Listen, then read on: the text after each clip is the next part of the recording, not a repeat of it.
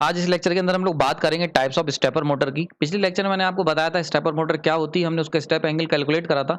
Now अब इस lecture के अंदर हम लोग बात करने वाले हैं कि कितने तरीके की स्टेपर मोटर होती हैं और किन वजहों से वो अलग अलग तरीके की डिवाइड होती हैं, यानी कि on the basis of what, यानी किस बेसिस पे हम लोग डिवाइड करते हैं स्टेपर मोटर को। इन दोनों चीजों का आंसर मैं इस लेक्चर में आपको दूंगा। चलिए शुरू करते हैं। तो सबसे पहले अगर बात करें स्टेपर मोटर की, टाइप्स ऑफ स्टेपर मोटर की कि किस बेसिस पे हमने इनको बांटा है, तो मैं पहला टाइप जो है टाइप 1, यानी कि पहला जो डिफरेंशिएशन करूंगा वो on the basis of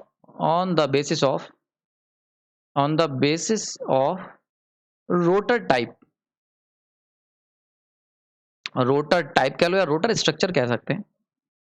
rotor structure यानी कि रोटर के स्ट्रक्चर के बेसिस पे हमने सबसे पहले मैं मोटर को बांटूंगा। ठीक है, अब रोटर का स्ट्रक्चर यहाँ पे कहा जा रहा है या रोटर का टाइप भी कुछ बुक्स में लिखा होता है। ठीक है, on the basis of rotor type. तो ये कितने तरीके के हो सकते हैं, तो पहला इसमें आ जाता है, यानी कि इसके अंदर हम लोग 3 कैटेगरी में मोटर को बांटते हैं। 3 टाइप्स ऑफ स्टेपर मोटर होते हैं on the basis of rotor structure और रोटर टाइप। पहला है आपका variable reluctance motor, variable reluctance stepper motor. ठीक है, the next one is the permanent magnet stepper motor. ठीक है, and the third one is the hybrid stepper motor. ठीक है, हाइब्रिड क्या होता है बेसिकली, एक है वेरिएबल रिलक्टेंस, एक है परमानेंट, और हाइब्रिड जो होता है वो इन दोनों का मिक्सचर को हम लोग कहते हैं हाइब्रिड स्टेपर मोटर। ठीक है, तो इनके ऊपर एक एक करके चर्चा करेंगे। सबसे पहले अगर बात कर लेते हैं, first of all we talk about reluctance, variable reluctance stepper motor. ठीक है, तो हम लोग क्या करने वाले हैं, hashtag variable reluctance stepper motor. ठीक है, पहले हम लोग सबसे पहले इसी मोटर के ऊपर बात कर लेते हैं। Now variable reluctance stepper motor जो होती है, इसके रिलक्टेंस का क्या मतलब होता है, अगर बेसिक करके बात करी जाए, आपको याद होगा मैंने बताया था, एक होता है रेजिस्टेंस क्या होता है कि यानी कि इलेक्ट्रिक फील्ड जब हम लोग सेटअप करते हैं, इलेक्ट्रिक फील्ड ई, तो जब इसको सेटअप करने में जो अपोजिशन फेस करनी पड़ती है, या कह सकते हैं जो जो दिक्कतें सामने आती हैं, ठीक है, उसको हम लोग कहते हैं रेजिस्टेंस। ठीक है, यानी कि इस इलेक्ट्रिक फील्ड को सेटअप करने में जो हमें कह सकते हैं जो वहां पे दिक्कतों का सामना करना पड़ता है, उसको हम लोग कहते हैं रेजिस्टेंस। वहीं पे क्या होता है, अगर हम लोग कहीं पे मैग्नेटिक फील्ड सेटअप करना चाहते हैं, मैग्नेटिक फील्ड, ठीक है, यानी कि हम इसको बी से रिप्रेजेंट कर देता हूं या फाइव फ्लक्स से कह देता हूं, अगर हम लोग को कहीं पे भी मैग्नेटिक फ्लक्स को सेटअप करना है, तो उस फ्लक्स को सेटअप करने में जितनी भी रुकावटें आती हैं, यानी कि जितनी हम लोग को अपोजिशन फेस करनी पड़ती है, उसे हम लोग रिप्रेजेंट करते हैं एस से। S1 इज द रिलक्टेंस, इसको हम लोग कहते हैं रिलक्टेंस। ये क्या होता है, रिलक्टेंस, यानी कि ये वो अपोजिशन है जो केवल मैग्नेटिक फील्ड को ऑफर की जाती है, जबकि रेजिस्टेंस वो अपोजिशन है जो इलेक्ट्रिक फील्ड को ऑफर की जाती है, यानी कि इलेक्ट्रिक फील्ड को सेटअप होने में जो दिक्कतों का सामना करना पड़ता है वो ड्यू टू रेजिस्टेंस, जबकि जो मैग्नेटिक फील्ड होती है उसको सेटअप करने में जो दिक्कतों का सामना करना पड़ता है वो that is what we called reluctance. Okay, तो ये होता है रिलक्टेंस। ठीक, तो यहाँ पे हम लोग बात करने वाले हैं वेरिएबल रिलक्टेंस के बारे में। वेरिएबल रिलक्टेंस का मतलब क्या हुआ कि इसके अंदर जो रोटर का टाइप होगा वो रिलक्टेंस उसका एक सा नहीं होगा बल्कि वेरिएबल होगा। तो जरा उसको बना लेते हैं। तो ये हमारे पास पोल्स हैं, 4 स्टेटर के पोल्स हैं, और इसके अंदर जो रोटर होता है वो कुछ इस तरीके का होता है, ये शेप। क्लियर हो गया यहाँ पे, तो ये शेप पर्टिकुलर होती है। अब देखो, अगर इस पर्टिकुलर ये बिल्कुल कुछ कुछ आपने हम बात कर सकते हैं सिंक्रोनस अल्टरनेटर में, आपने देखा होगा, सिंक्रोनस मशीन में देखा होगा, सेलिएंट पोल याद होगा, सेलिएंट पोल मशीन जो होती है उनके अंदर सेम कॉन्सेप्ट होता है, यानी कि सेलिएंट पोल मशीन जो होती है उनके अंदर इसी तरीके कुछ अल्टरनेटर में हमने यूज करा था। तो ये जो शेप होती है ये वेरिएबल रिलक्टेंस होती है। क्यों? क्योंकि अगर इस पर्टिकुलर पार्ट की बात करें यहां से यहां तक की, तो यहाँ पे क्या होता है, एयर गैप कम है। ठीक है, यहाँ पे अगर बात करी जाए तो लो एयर गैप। ठीक है, वहीं पे अगर हम बात करें इस पर्टिकुलर पार्ट की, तो देखो यहाँ पे क्या है, हाई एयर गैप। ठीक है, तो यानी कि इस तरीके की मोटर जो होती है जिनके अंदर जो रोटर होता है उसका जो एयर गैप होता है वो यूनिफॉर्म नहीं होता है, उस तरीके की मोटर को हम लोग कहते हैं वेरिएबल रिलक्टेंस स्टेपर मोटर। ठीक है, variable reluctance stepper motor. Okay, तो ये हो गई पहली टाइप ऑफ स्टेपर मोटर। ठीक है, सेकंड की बात कर लेते हैं। नाउ सेकंड टाइप 2, यानी कि इसका हम नाम दिया permanent magnet stepper motor. Permanent magnet stepper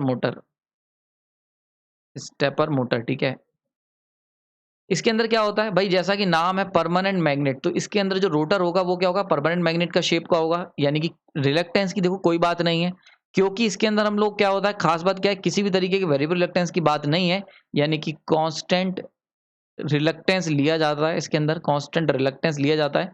तो इसके अंदर हम लोग क्या करते हैं, एक सर्कुलर रोटर यूज करते हैं। ये रहा सर्कुलर रोटर, ठीक है।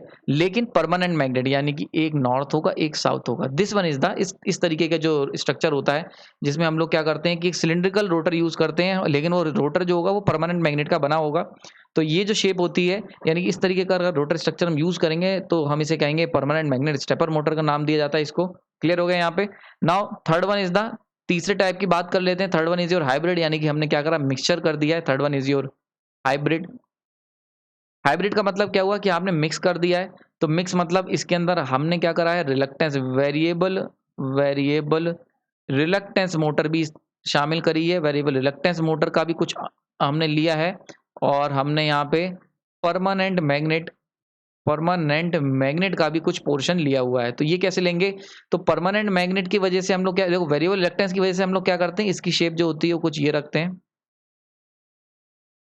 सेलिएंट शेप रखते हैं, सेलिएंट पोल टाइप की। ओके, तो this one is the shape. ये जो शेप होती है रोटर की, हम लोगों ने कहाँ से उठा ली, वेरिएबल रिलक्टेंस मोटर से उठा ली। और परमानेंट मैग्नेट से हमने क्या उठाया, परमानेंट मैग्नेट से ये जो शेप होती है प्लस इसको परमानेंटली मैग्नेटाइज ले लेते हैं। यानी कि परमानेंट मैग्नेट स्टेपर मोटर से हमने मैग्नेटिज्म उठा लिया नॉर्थ साउथ का, और वेरिएबल रिलक्टेंस मोटर से इसकी शेप उठा ली। तो इसलिए इसका नाम पड़ा हाइब्रिड स्टेपर मोटर। ठीक है, तो हाइब्रिड स्टेपर मोटर क्या होती है, एक कॉम्बिनेशन होती है, जिसके अंदर हम लोग कॉम्बिनेशन किसका, परमानेंट मैग्नेट से हमने उसके अंदर पोलैरिटी ले ली, फिक्स पोलैरिटी की, और जो शेप ली है वो कहाँ से ली है, वेरिएबल रिलक्टेंस से मोटर से ली। क्लियर हो गया यहाँ पे। तो ये चीज समझ में आ गई। These are 3 types of motor. इनके ऊपर सेपरेट वीडियो बनाऊंगा मैं, और हम लोग अलग अलग लेक्चर में इनके ऊपर चर्चा करेंगे और पूरा समझेंगे। ठीक है, क्लियर हो गया यहाँ पे। नेक्स्ट बेस में आपको एक बड़ा इंपॉर्टेंट पार्ट बताने जा रहा हूं कि भाई डिफरेंस क्या होता है, बड़ा इंपॉर्टेंट चीज है, इसको समझना। Hashtag difference between stator, stator रहने देते हैं, difference between poles of conventional versus poles of stepper motor. बड़ा ही इंपॉर्टेंट है, इसको बड़े ध्यान से समझना। यहाँ पे मैं आपको बताऊंगा कि जो पोल्स हम लोग कन्वेंशनल मोटर की बात करते थे, उनके पोल्स और स्टेपर मोटर के पोल्स में क्या डिफरेंस है, इसको जरा समझते हैं। तो कन्वेंशनल मोटर की अगर बात कर लें, कन्वेंशनल मोटर आपने डीसी मशीन पढ़ी थी, आपने एसी में सिंक्रोनस पढ़ी थी, इंडक्शन मोटर पढ़ी थी। इन सब के अंदर आपने एक खास बात देखी होगी कि हम लोग क्या करते थे, कोई भी मोटर होती थी उसके अंदर जो पोल्स होते थे, for example 4 pole DC machine ले लूँ, चाहे मैं सिंक्रोनस, अगर ये हो गई 4 पोल डीसी मशीन हो गई, ये आपकी 4 पोल डीसी मशीन का एग्जांपल है। वहीं पे अगर मैं सिंक्रोनस की बात करूं तो ये हो गया हमारे पास, ये सर्टेन शेप होती थी, ठीक है। And these are stepper motor, salient pole हो गए, ठीक है। तो ये हो गए तुम्हारे 4 पोल एसी मशीन। तो चाहे आप, अगर हम लोग बात करते हैं पोल्स ऑफ एसी, अगर पोल्स ऑफ कन्वेंशनल मशीन की बात करें तो चाहे डीसी मशीन के पोल्स ले लो चाहे एसी मशीन के, जो सबसे इंपॉर्टेंट एक बात थी, फॉर एग्जांपल यहाँ पे नॉर्थ साउथ इस तरीके से आता था, इसमें भी नॉर्थ साउथ। खास बात क्या थी कि पूरे ऑपरेशन, यानी कि बड़ा इंपॉर्टेंट पॉइंट बताने जा रहा हूं, ध्यान से समझना। ड्यूरिंग ऑपरेशन, अब ऑपरेशन का मतलब क्या हुआ कि जिस समय मशीन ऑन स्टेट में है, यानी कि जिस समय आपने सप्लाई को ऑन कर रखा है, बटन को ऑन कर रखा है, डीसी सप्लाई दे रहे हो, तो जिस समय मशीन ऑन स्टेट में होगी उस समय कन्वेंशनल मशीन के जो पोल्स होते थे वो सारे के वो हमेशा एनर्जाइज रहते थे, ऑलवेज एनर्जाइज टुगेदर। बहुत इंपॉर्टेंट पॉइंट। यानी कि जो कन्वेंशनल मशीन के जो पोल्स होते थे वो आपने देखा होगा हमेशा एनर्जाइज रहते थे, और सब के सब एक ही साथ एनर्जाइज रहेंगे। यानी कि ये 4 पोल हैं, तो ऐसा नहीं है कि एक बार में एक साइड के, एक बार में ये वाले नॉर्थ साउथ एनर्जाइज हो, अगली बार ये वाले नॉर्थ साउथ, नहीं, ये चारों के चारों एक ही टाइम पे एनर्जाइज होंगे। इसी तरीके से अगर सेलिएंट पोल की बात करी जाए तो नॉर्थ साउथ ये चारों के चारों पोल जो थे ये एक साथ, यानी कि टुगेदर एक साथ एनर्जाइज रहते थे, ठीक है। लेकिन अगर बात करते हैं हम लोग स्टेपर मोटर के पोल्स की, तो स्टेपर मोटर के पोल्स की जो बहुत खास बात होती है वो बात समझो।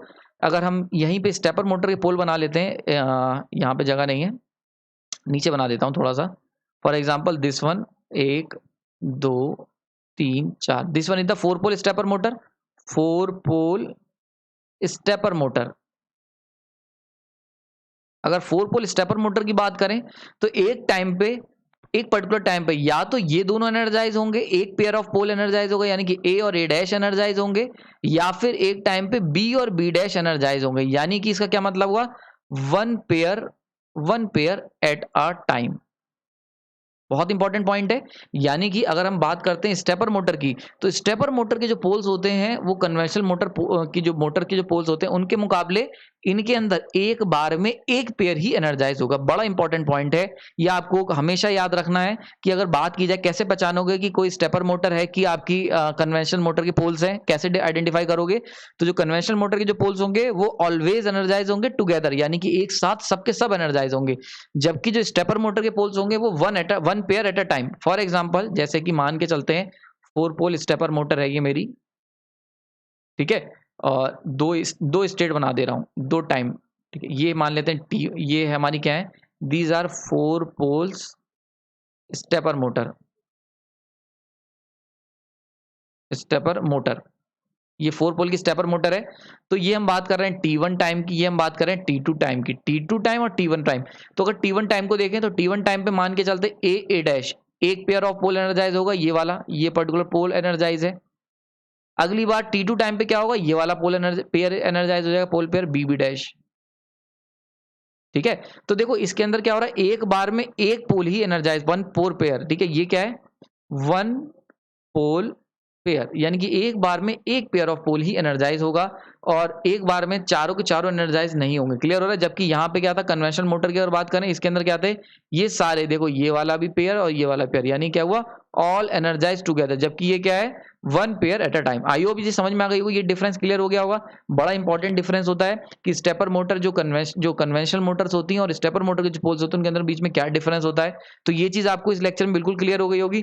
नेक्स्ट चलते हैं, जो एक और टाइप होता है उसको भी समझ लेते हैं। ये बड़ा कंफ्यूजन रहता है लोगों के मन में और इसका नाम है hashtag on the basis of. एक बार और हमने देखो, अभी हमने पीछे अगर बात करें टाइप्स ऑफ स्टेपर मोटर की, तो पहला जो मैंने टाइप 1 बताया वो on the basis of rotor structure था।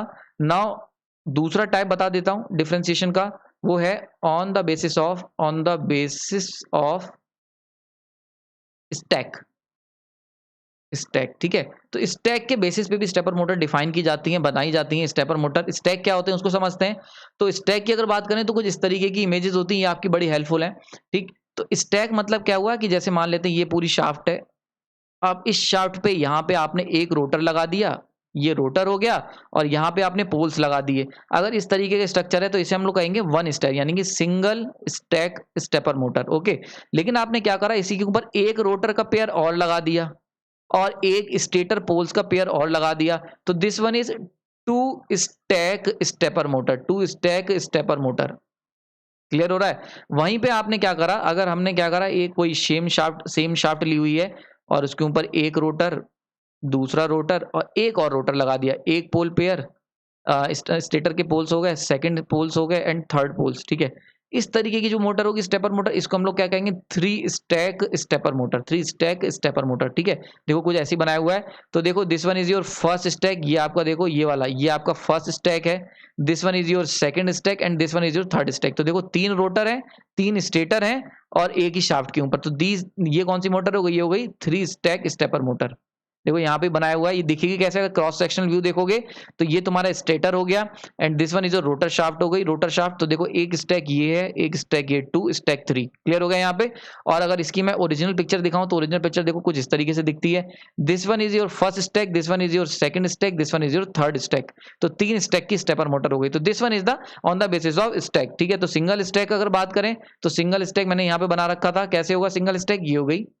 ठीक है? तो on the basis of stack अगर बात कर लेते हैं तो ये क्या होगा, इसके अंदर सिंगल स्टैक हो सकती है एक स्टेपर मोटर और एक होता है इसके अंदर multi stack, simple multi stack. अब मल्टी में सब आ गए, 2 3 4 5। तो सिंगल स्टैक स्टेपर मोटर का सिंपल सा क्या होगा, ये सिंगल स्टैक है तो ये आपकी कुछ इस तरीके की होगी, शाफ्ट है, इसके ऊपर रोटर एक है और स्टेटर पोल्स हैं।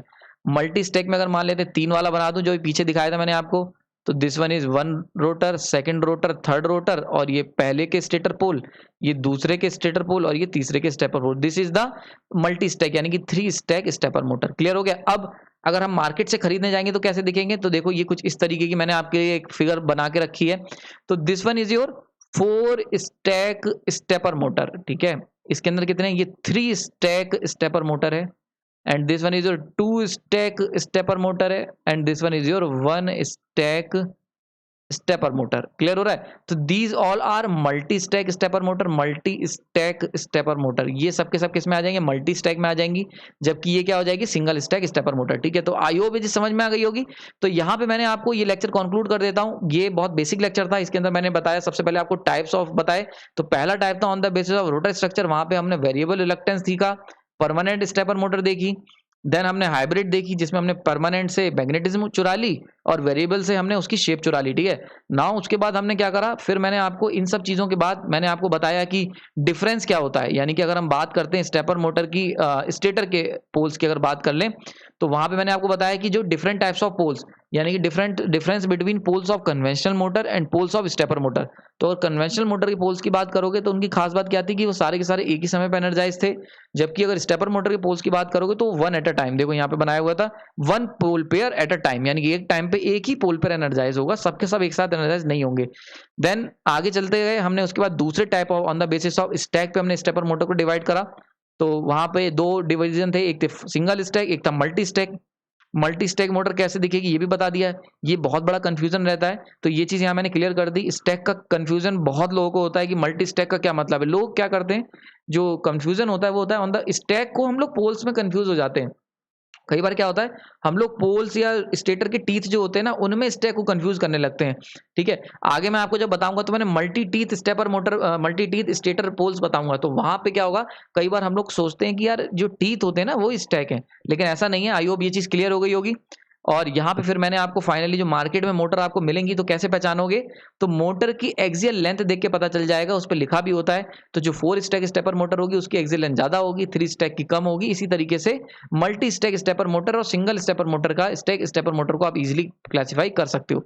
ठीक, तो आई होप ये लेक्चर समझ में आ गया होगा। अब आने वाले जो लेक्चर होंगे स्टेपर पोल स्टेपर मोटर के, उसके अंदर हम लोग एक एक को डिस्कस करेंगे। वेरिएबल रिलक्टेंस सबसे पहले सीखेंगे, देन मैं आपको परमानेंट स्टेपर मोटर बताऊंगा, permanent magnet stepper motor, and finally हम लोग हाइब्रिड सीखेंगे। हम लोग जानेंगे कि वर्किंग कैसे होती है, क्या क्या एडवांटेज हैं, और आपको किस एप्लीकेशन में कौन सी स्टेपर मोटर यूज करनी चाहिए, और हाइब्रिड ने क्यों हाइब्रिड मोटर को बनाने की जरूरत पड़ी। इन सब चीजों का आंसर मैं दूंगा आपको अगले लेक्चर में। तब तक के लिए धन्यवाद। कोई मन में क्वेश्चन है तो कमेंट सेक्शन में बताएं। आपने अपना कीमती समय दिया, इसके लिए आभारी हूं मैं आपका।